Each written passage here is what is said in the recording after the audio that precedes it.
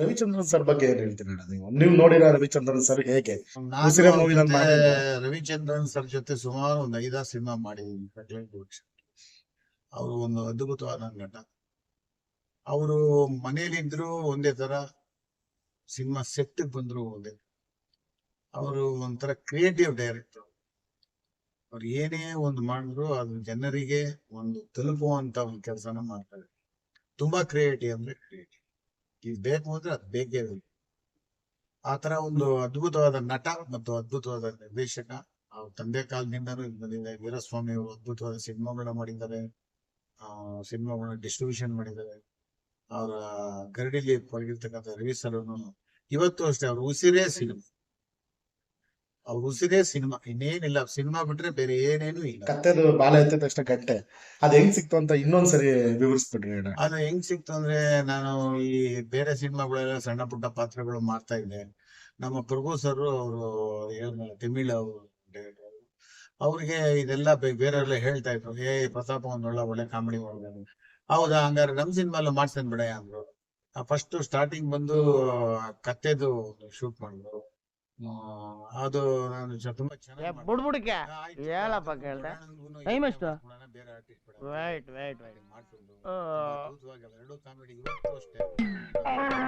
Comedy ಚಾನೆಲ್ಗಳಲ್ಲಿ ಪ್ರತಿ ವಾರದಲ್ಲಿ ಒಂದು 4-5 ಸರಿ ಆದ್ರೂ ಅದು ಬಂದೇ ಬರುತ್ತೆ. ಯಾರೋ ಫೋನ್ ಮಾಡ್ತಾರೆ, ಏನಪ್ಪಾ ಲೆಟರ್ ಓದಿದ್ರು ಸರಿ ಆದ್ರು ನಮ್ಮೂರ್ ಆಸ್ಪತ್ರೆಗೆ ಅವನ್ನ 3ನೇ ಹಾಸ್ಗೆಲಿ ಮಲ್ಸಿವ್ನಿ. ನಾನು ಏನಪ್ಪ ಟೈಮ್ ಎಷ್ಟು ಅಂದಾಗ ನಾನು ಮೊಬೈಲ್ ನೋಡ್ಕೊಳ್ತಾರೆ. ಅಲ್ಲ ಸರ್, ಟೈಮ್ ಎಷ್ಟು ಅಂತ ಹೇಳ್ತೀರಿ. ಅವಾಗ ನಾನು ಅರ್ಥ ಮಾಡ್ಕೊಂತೀನಿ. ಕತ್ತೆ ಬಾಲ ಕರ್ಸೆ ತರಿಸ್ರಪ್ಪ, ಬಾಲ 10 ಗಂಟೆ ಹೇಳ್ತೀನಿ. ದೊಡ್ಡಣ್ಣ ಸರ್ ಬಗ್ಗೆ ಸರ್. ದೊಡ್ಡಣ್ಣ ಅವ್ರ ಬಗ್ಗೆ ನಾವು ಒಂದು ಅದ್ಭುತವಾದ ನಟ. ತುಂಬಾ ಸಿನಿಮಾಗಳನ್ನ ಮಾಡಿದ್ದಾರೆ. ನಟನಾಗಿ, ಹಾಸ್ಯ ನಟನಾಗಿ ಎಲ್ಲಾದ್ರಲ್ಲೂ ತುಂಬಾ ಅದ್ಭುತವಾದ ಒಂದು ನಟನೆಯನ್ನ ಮಾಡಿ ತೋರಿಸಿದ್ದಾರೆ. ಮತ್ತೆ ಅವ್ರ ಬಗ್ಗೆ ನಾವೇನು ಹೆಚ್ಚೇನು ಹೇಳ್ಬೇಕಾಗಿಲ್ಲ. ಕನ್ನಡ ಚಿತ್ರದಲ್ಲಿ ಸುಮಾರು ಬಹಳ ಸಿನಿಮಾ ಮಾಡಿದ್ದಾರೆ. ಅವ್ರ ಜೊತೆಲಿ ತಾವು ಪಾತ್ರ ಹಂಚ್ಕೋಬೇಕಾದ್ರೆ ಹೇಗ್ ಅನ್ನಿಸ್ತು? ದೊಡ್ಡಣ್ಣ ಸರ್ ಅವರು ತುಂಬಾ ಹಿರಿಯ ಅವರು ನನಗೆ ಆರ್ಟಿಸ್ಟ್ ಅಂತ ಅನ್ನೋದ್ಕಿಂತ ಒಬ್ರು ಉತ್ತಮವಾದ ಸ್ನೇಹಿತರು. ಅವ್ರ ಏಜಲ್ಲಿ ದೊಡ್ಡವ್ರು ಇರ್ಬೋದು.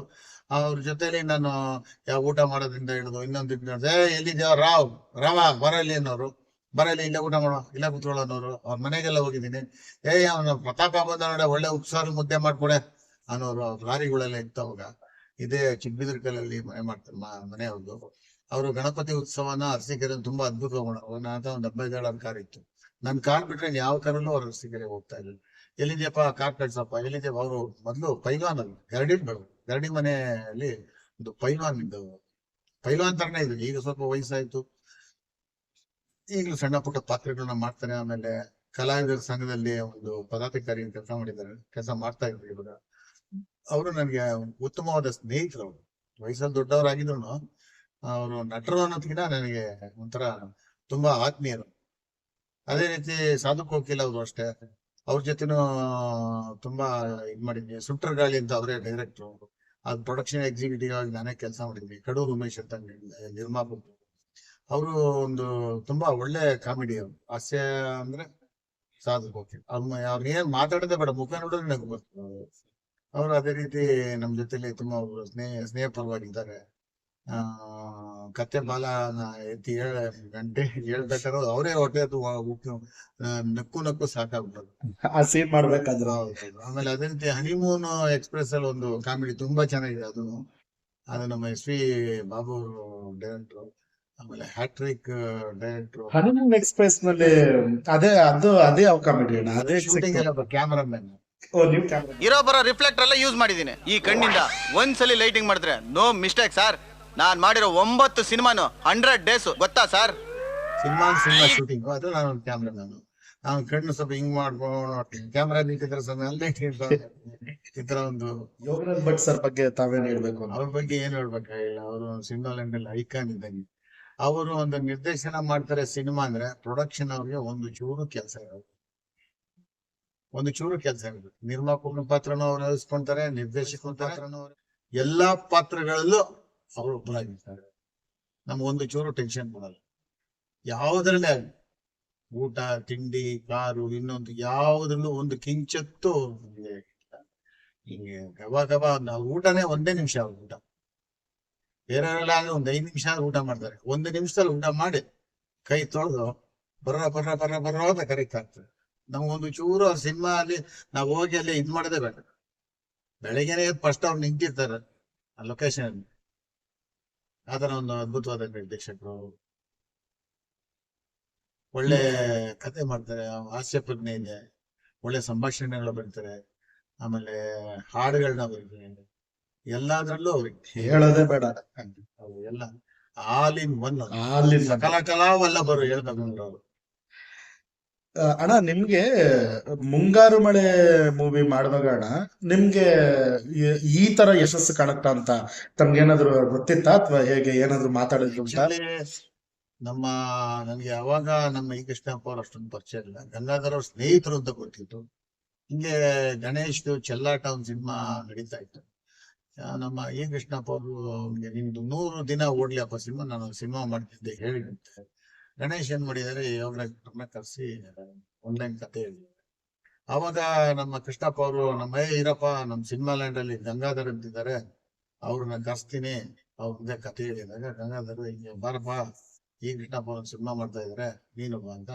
ಅಲ್ಲಿಂದ ಮುಂಗಾರು ಮಳೆ ಮಕ್ಕಳು ಕೃಷ್ಣಪ್ಪ ಅವರು ಗಂಗಾಧರ್ ಒಡನಾಟ ಅಲ್ಲಿಂದ ಶುರು ಆಯ್ತು. ಜೊತೆ ಮುಂಗಾರು ಮಳೆ ಶುರು ಆಯ್ತು. ಒಂದು ಬಡ್ಜೆಟ್ ಮಾಡ್ದು, ಅವಾಗೆಲ್ಲ ಈ ದೊಡ್ಡ ಎಕ್ವಿಪ್ಮೆಂಟ್ಸ್ ಇರ್ಲಿಲ್ಲ. ನಾನು ನಮ್ ಡೈರೆಕ್ಟರ್ ಹತ್ರ ಜಗಳ ಮಾಡ್ತಿದ್ದೆ, ಜಿಮ್ಮಿ ಹಾಕ್ಬೇಕು, ಇನ್ನೊಂದ್ ಬೇಕು ಅಂತ. ನಮ್ ಕೃಷ್ಣಪ್ಪ ಅವರು ಸ್ವಲ್ಪ ಇರ್ಲಿ ಬಿಡಪ್ಪ, ಅದೇನ್ ಬೇಕೋ ಕೊಡ್ರಪ್ಪ, ಸಿನಿಮಾ ತರ ಮಾಡ್ರಿ ಅಂತ ಹೇಳಿ ಅವರು ಎಲ್ಲ ಬೆನ್ನೆಲುಬಾಗಿ ನಿಂತ್ಕೊಂಡ್ರು. ನಮ್ ಗಂಗಾಧರ್ ಅವರು ಇಲ್ಲ. ಅಲ್ಲಿಂದ ನಮ್ ಜರ್ನಿ ಮುಂಗಾರು ಮಳೆ ಶುರು ಆಯ್ತು. ಆಷಾಢ ಅಂದ್ರು, ಯಾವ ಆಷಾಢ ಹೋದ್ರಪ್ಪ ಲೊಕೇಶನ್ ನೋಡ್ತಮ್ಮ ಅಂದ್ರು. ಸರಿ, ಇಲ್ಲಿಂದ ಹೋದ ಲೊಕೇಶನ್ ನೋಡಕ್ ಸಕಲೇಶ್ಪುರಕ್ಕೆ ಭಾರಿ ಅಂತ ಮಳೆ, ಕೊಡೆಗಳು ತಗೊಂಡೋಗಿಲ್ಲ. ಆ ಸಕಲೇಶ್ಪುರ ಒಂದು ಸಣ್ಣ ಒಂದು ತಾಲೂಕು ಇಟ್ಕೊಂಡು ಅಲ್ಲಿ ಹುಡುಕಿದ್ರು ಅದು ಛತ್ರಿ ಒಂದು ಅಂಗಡಿ ಸಿಕ್ಕಿಲ್ಲ. ಒಂದ್ 3-4 ಅಂಗಡಿಯಲ್ಲಿ 3 ಕೊಡೆ 4 ಕೊಡೆ 5 ಕೊಡೆ ಹಿಂಗ್ ತಗೊಂಡು ಎಲ್ಲ ಒಂದೇ ದಿನ ಲೊಕೇಶನ್ ನೋಡ್ಕೊಂಡು ಸಕಲೇಶ್ಪುರದಿಂದ ಬಂದು, ಅಂದ್ರೆ ಮುಂಗಾರು ಮಳೆ ಲೊಕೇಶನ್. ಅಲ್ಲಿಂದ ಆಮೇಲೆ ಸರಿ ಆಯ್ತು, ಮುಗಿಸ್ಕೊಂಡು ಬಂದು ಎಲ್ಲ ಸ್ಕ್ರಿಪ್ಟ್ ರೆಡಿ ಆಯ್ತು, ಸಂಭಾಷಣೆ ರೆಡಿ ಆಯ್ತು, ಕಾಸ್ಟ್ಯೂಮ್ ರೆಡಿ ಆಯ್ತು. ನಮ್ ಪ್ರೀತಮ್ ಗುಬ್ಬಿ ಅವರಿದ್ರು, ಮತ್ತೆ ನಮ್ಮ ದುನಿಯಾ ವಿಜಿ ಅವರು, ಯೋಗರಾಜ್ ಭಟ್ರು ಎಲ್ಲ ಒಟ್ಟಿಗೆ ನಾವು ಸಿನಿಮಾ ಪ್ರೀ ಪ್ರೊಡಕ್ಷನ್ ರೆಡಿ ಮಾಡ್ಕೊಂಡು ಅಲ್ಲಿಂದ ಸಕಲೇಶ್ಪುರದಲ್ಲಿ ಶೂಟ್ ಮಾಡ್ಬೇಕು ಅಂತ. ಅದಾದ್ಮೇಲೆ ಜೋಗ್ ಫಾಲ್ಸ್, ಒಂದು ಫಾಲ್ಸ್ ಬೇಕು ಅಂತ, ಫಾಲ್ಸ್ ಲೊಕೇಶನ್ ನೋಡಕ್ ಎಲ್ ಮಾಡೋದು ಇನ್ನೊಂದು. ನಾನು ಅವಾಗ ಯೋಗರಾಜ್ ಭಟ್ರು ಕೇಳಿದೆ, ಸರ್ ನನ್ನ ಮದುವೆ ಮುಂಚೆ ನನ್ನ ಲವರ್ ಕರ್ಕೊಂಡು ಬಂದಿಲ್ಲ, ಹಿಂದೆ ಹೋಗಿದೆ ಸರ್, ಆರಾಮಾಗಿ ನೀರಲ್ಲಿ. ಹೌದಾ, ನೀವು ನೋಡೋಣ ನಡ್ರಿ, ಒಬ್ರು ಗೈಡ್ ನಾಗರಾಜ್ ಅನ್ನೋರು ಬನ್ನಿ ತೋರಿಸ್ತೀವಿ. ಆ ಲೊಕೇಶನ್ ಸೆಲೆಕ್ಷನ್ ಮಾಡ್ತಾರೆ. ಅಂದ್ರೆ ಅದು ದುಮ್ಮಿ ಕರೆಯುತ್ತಲ್ಲ ಅಣ್ಣ, ಅಲ್ಲಿ ಆ ತುದಿಗೆ ನೀವೇ ಫಸ್ಟ್ ಹೋಗಿದ್ದು? ಆ ತುದಿಗೆಲ್ಲ ಹೋಗ್ತಾರೆ ಹುಡುಗರು ಕೂತ್ಕೊಂಡು ಮಾತಾಡಿ. ನಾನು ಒಂದ್ಸಲಿ ಹೋಗಿದ್ದು ಒಂದು ಎಕ್ಸ್ಪೀರಿಯನ್ಸ್ ಹೇಳ್ದೆ ಅವ್ರಿಗೆ. ಆಯ್ತು ನಡ್ರಿ ಅಲ್ಲೇ ಹೋಗೋಣ. ಅಂದ್ರೆ ನಿಮ್ ಎಕ್ಸ್ಪೀರಿಯನ್ಸ್ ಇಂದಾನೆ ಅಲ್ಲಿ ನಮ್ಮ ಗೋಲ್ಡನ್ ಸ್ಟಾರ್ ಗಣೇಶ ಸರ್ ಬರೆದಿದ್ದಾರೆ ಡೈರೆಕ್ಟರ್, ಹನಿ ಹನಿ ಪ್ರೇಮ್ ಕಹಾನಿ ಅಂತ. ಅದು ಸುಧಾ ಪುಸ್ತಕದಲ್ಲಿ ಧಾರಾವಾಹಿ ಬಂತು. ನಂತರ ಇವರೇ ಒಂದು ಪುಸ್ತಕ ಬರೆದಿದ್ದಾರೆ. ನಾವ್ ಇಲ್ಲಿಂದ ಆಫೀಸಿಂದ ಸ್ಟಾರ್ಟ್ ಮಾಡಿ ಲೊಕೇಶನ್ ಹೋಗ್ಬೇಕಾದ್ರೆ ಯಾರ್ಯಾರು ಏನೇನ್ ಮಾತಾಡ್ದ, ಏನೇನು ನಡೀತು, ಯಾವ್ಯಾವ ಲೊಕೇಶನ್ ಯಾರು ಚೂಸ್ ಮಾಡಿದ್ರು, ಏನೇನ್ ನಡೀತು ಎಲ್ಲವನ್ನ ಅದ್ಭುತವಾಗಿ ಒಂದು ಪುಸ್ತಕವನ್ನ ಬರೆದಿದ್ದಾರೆ. ಅಲ್ಲಿಂದ ಈ ಮುಂಗಾರು ಮಳೆ ಶುರು ಆಯ್ತು. 35 ದಿನ ನಮ್ಮ ಶಿರಾಡಿ ಘಾಟು, ದೀನೆಗಳು ಎಲ್ಲ ಕಡೆ ಶೂಟ್ ಮಾಡ್ದು. ಆಮೇಲೆ ಒಂದ್ ಮನೆ ಇತ್ತು, ನಮ್ಮ ಪ್ರಕಾಶ್ ಶೆಟ್ರು ಅಂತ ಗೋಲ್ಡ್ ಪಿಂಚ್ ಅವ್ರು, ನಮ್ ಗಂಗಾಧರ್ಗೆ ಅಂತ ಕೃಷ್ಣಪ್ಪ ತುಂಬಾ ವರ್ಷ ಅವ್ರು ಉಚಿತವಾಗಿ ಮನೆಯನ್ನ ಕೊಟ್ಟು ಮಾಡ್ಕೊಂಡಿರ್ತ. ಅಲ್ಲಿಂದ ಜೋಗ ಶೂಟ್ ಮಾಡ್ತಾ ಇದ್ರು. ಅನಿಸುತ್ತಿದೆ ಯಾಕೋ ಇಂದು ಲೊಕೇಶನ್ ಇಲ್ಲಿ ಏನಂತ ಗೊತ್ತಿಲ್ಲ ನಮ್ಗೆ. ಅಲ್ಲಿಂದ ಏನ್ ಮಾಡೋದು, ಅದು ಬೇಕಲ್ಲ ಲೊಕೇಶನ್. ಸುಮ್ಮನೆ ಇದ್ರೆ ನಮ್ಗೆ ಒಂದು ಕರಿ ಮಣ್ಣಿಂದು ಹೊಲ ಬೇಕು ಸರ್. ಗದಗ್ ಸೈಡ್ ಹೋದ್ರೆ ಇರುತ್ತೆ, ಆ ಕಡೆ ಈರುಳ್ಳಿ ಬೆಳೀತಾರೆ, ಎರೆ ಮಣ್ಣು ಅಂತ. ನಡ್ರಿ ಅಂತ ನೈಟ್ ಜರ್ನಿ ಮಾಡುದು. ನಮ್ಮ ಒಬ್ಬರು ಅಲ್ಲಿ ಕಳಿಸ್ತೇ, ರೂಮ್ಸ್ ಎಲ್ಲ ಮಾಡಿದ್ರು. ಬೆಳಗ್ಗೆ ತಿಂಡಿ ಎಲ್ಲ ತಗೊಂಡು ಹೋಗೋದು. ಎಲ್ಲೋ ರೋಡಲ್ಲಿ ಹೋಗ್ತಾ ಇದ್ದು ಒಂದು ಹೊಲ ಕಾಣ್ತು, ಇಲ್ಲಿ ಮಾಡೋಣ ಅಂದ್ಬಿಟ್ಟು. ಅಲ್ಲಿ ಸುಮಾರು 6-7 ತಿಂಗಳಿಂದ ಮಳೆನೇ ಇರ್ಲಿಲ್ಲ ನಮ್ಗೆ. ಈ ಮುಂಗಾರು ಮಳೆ ತಂಡೆ ಹೋಗಿಂತೇನೆ ಜೋದ ಮಳೆ ಶುರು ಆಗ್ತದೆ. ಕಾಲಿಟ್ರೆ ಇಷ್ಟಪ್ಪ ಮಣ್ಣು ಕಾಲಿಗೆ ಸಿಕ್ಕಾಕೊಳ್ಳೋದು. ಅದು ಒಂದು ಅದ್ಭುತವಾದ ಒಂದು ಎಕ್ಸ್ಪೀರಿಯನ್ಸ್ ನಮ್ಗೆ.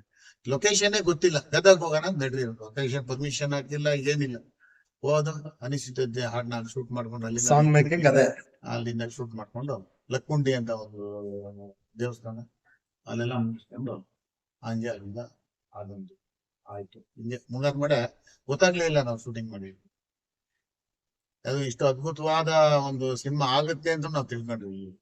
ಒಂದು ಶುಕ್ರವಾರ ರಿಲೀಸ್ ಮಾಡ್ದು, ಏನು ಜನರ ಇದಿಲ್ಲ, ಶನಿವಾರ ಮಾಡ್ದು, ಸೋಮವಾರದಿಂದ ಸಿನಿಮಾ ಯಾವ ಥಿಯೇಟರ್ ಅಲ್ಲೂ ಎಲ್ಲ ಹೌಸ್ಫುಲ್ ಅಂತಾನೆ ಬರೋದು. ಅವಾಗ ಒಂದ್ ವಾರ ಏನೋ ಕಡಿಮೆ ಆಗಿತ್ತಂತ. 3 ದಿನ ಕಡಿಮೆ ಆಗಿದ್ದು, ಹಾ, ಹಾ. ಸೋಮವಾರದಿಂದ ನಮ್ ಸಿನಿಮಾ ಅದು ಇಡೀ ಕರ್ನಾಟಕದ ಎಲ್ಲಾ ಥಿಯೇಟರ್ಗಳು, ಗಣೇಶು ನಾ ಕರ್ಕೊಂಡೋದು, ನಾವು ಯುವರಾಜ್ ಭಟ್ರು, ಗಂಗಾಧರು ಎಲ್ಲಾ ಥಿಯೇಟರ್ಗಳು ವಿಸಿಟ್ ಕೊಟ್ಟವು. ಅಲ್ಲಿಂದ ಸಿನಿಮಾ ಯಶಸ್ವಿ ಆಯ್ತು. ಇಡೀ ನಮ್ಮ ಪ್ರಪಂಚದಲ್ಲಿ ಕನ್ನಡಿಗರು ಎಲ್ಲೆಲ್ಲಿದ್ದಾರೆ ಅವ್ರಿಗೆಲ್ಲ ಉಚಿತವಾಗಿ ಪ್ರಿಂಟ್ಗಳನ್ನ ಕೊಟ್ಟ ನಾವು. ಅಂದ್ರೆ print ಅಂದ್ರೆ ಕೊರಿಯರ್ ಕೂಡ ನಾವೇ ಸ್ವಂತ ಕೊಡ. ಅವಾಗೆಲ್ಲ ಡಿಜಿಟಲ್ ಇರ್ಲಿಲ್ಲ, ಪ್ರಿಂಟ್ ನೆಗೆಟಿವ್ ಇತ್ತು. ಹಾ, ಹಾ, ಹಾ, ಅದನ್ನ ನಾವೇ ದುಡ್ಡಾಕಿ ನಮ್ಮ ಯಜಮಾನ್ರು ಹೇಳಿದ್ರು ಎಲ್ಲಾರ್ಗು ಫ್ರೀ ಆಗಿ ಕೊಡಪ್ಪ. ಅಲ್ಲಿ ಆ ಕನ್ನಡ ಸಂಘಕ್ಕೆ ಆ ದುಡ್ಡನ್ನ ಇದ್ ಮಾಡ್ಕೊಂಡು ನಮ್ಮ ಕನ್ನಡದ ಜನರಿಗೆ ಉಪಯೋಗ ಮಾಡಪ್ಪ ಅಂತೇಳಿ ಎಲ್ಲ ಮಾಡೋದು. ತುಂಬಾ ಯಶಸ್ವಿ ಚಿತ್ರ. ಅವತ್ತು ಚಿತ್ರರಂಗದಲ್ಲಿ ಏನು ಇರ್ಲಿಲ್ಲ, ಅಳಿವಿನ ಪ್ರಶ್ನೆ ಆಗಿತ್ತು. ಅವತ್ತು ಸಿನಿಮಾ ನೋಡೋರು ಇಲ್ಲ, ಥಿಯೇಟರ್ ಜನ ಹೋಗೋರು ಇಲ್ಲ, ಒಂದ್ ಸಿನಿಮಾನು ಸಕ್ಸಸ್ ಆಗಿಲ್ಲ. ಅವತ್ತು ನಮ್ಮ ಮುಂಗಾರು ಮಳೆ ಮತ್ತೆ ನಮ್ಮ ಇಂಡಿಯಾ ದುನಿಯಾ ಸಿನಿಮಾ ಅವತ್ತು ಮೊದ್ಲೆಲ್ಲ ಒಂದ್ 60 ಸಿನಿಮಾ 70 ಸಿನಿಮಾ ವರ್ಷಕ್ಕೆ ತೆಗಿತಾ ಇದ್ರು. ಮುಂಗಾರು ಮಳೆ, ದುನಿಯಾ ಇವೆಲ್ಲ ಆದ್ಮೇಲೆ ವರ್ಷಕ್ಕೆ 200 ಸಿನಿಮಾ ತಯಾರಾಗುವಂತ ಒಂದು ಇತಿಹಾಸ ನಿರ್ಮಾಣ ಆಯ್ತು. ನಿಜವಾಗ್ಲೂ ಅದೊಂದು ಇತಿಹಾಸನೇ ನಮ್ಮ ಕನ್ನಡ ಚಿತ್ರರಂಗದಲ್ಲಿ. ಮುಂಗಾರು ಮಳೆ ಇನ್ನ ಈ ಒಂದು ಮೈಲಿಗಲ್ಲು. ಚಿತ್ರರಂಗದಲ್ಲಿ ಒಂದು ದೊಡ್ಡ ಮೈಲಿಗಲ್ಲು. ಅದ್ಭುತವಾದ ಒಂದು ಎನರ್ಜಿ ಕೊಡ್ತದೆ.